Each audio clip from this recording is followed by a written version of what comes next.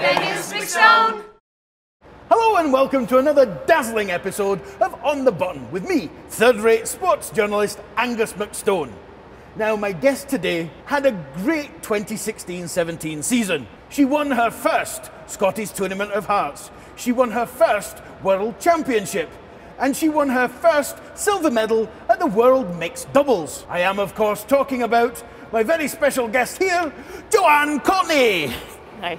Nice to meet you, Joanne. Now, it was Team Homan's third Scottish Tournament of Hearts win, but your first. How's the experience been for you so far? 3 years ago when I joined the team, I had a lot of adjusting to do. I had to learn to throw the rock a little bit differently, get to know the girls, because we hadn't really talked a lot before then. So it was a bit of an adjustment early in that first season, but it's a dream come true to get to play with three people that are as talented, as dedicated, and also as fun as they are. Winning the Scottish Tournament of Hearts last year in such dramatic fashion must have been an incredible rush. Oh, but tell me in your own words, how did it feel? I'd never been the home team before, and we had the whole crowd on our side. The building was packed, and when Rachel made that shot to win, I just looked straight at Lisa, and she was screaming her head off, which for Lisa is a little bit out of character. You see. And we just all got together in the biggest group hug, and I could hardly even compute what had just happened. Mm-hmm. To have everything, all that hard work come together in a moment like that is such a special experience that not every athlete gets to have. So grateful for that, and I'll never forget that moment. Now, the previous time you were in a Scottish final, you were facing off against another team. Oh no, you were facing off against Team Homan. Yeah. So how did it come to be that you ended up in Ontario? I followed the team for many years. I played against them when I was a junior. I was 18 or 19 years old, and I had a lot of respect for them and their work ethic and everything that they bring to the game. And I just knew that if I wanted to take my game to the next level, surrounding myself with people like these women would be the way to do that. So I couldn't say no to the offer when she called. Team Homan won the World Championship in dramatic fashion, going undefeated.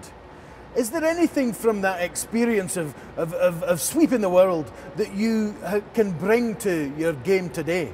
I think what we did a really good job of in China at the World Championship was staying completely in the moment. And I think that was a big difference for us in performing well at that championship. Now, you almost became the first Canadian to win 2 golds at the Worlds in the same season. How is it playing mixed doubles? It's a lot of fun. It's a totally different game. It's really tough to make shots. So when you play well at mixed doubles, you feel like a pretty good curler. All right, we're going to move into a section of the show that I like to call Fantastic Questions. The first question comes from Robert Camo, and he wants to know, what happens to your personal and social life during the curling season?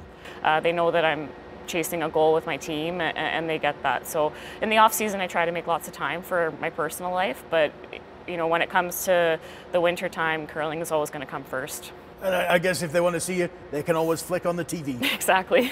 Question 2 comes from Poutine_42. Nice. If curling didn't exist, what sport would you play? I would maybe try to give bobsledding a chance, and not the driving, like just the pushing part. I think I could run really fast for 4 seconds and jump in a sleigh. See, you're very much like myself then. I have no technical ability, but I've got brute strength and ignorance. Exactly. Well, it's been an absolute pleasure talking to you today, Joanne. So thank you for joining me right here. Thanks, Angus. On the Button.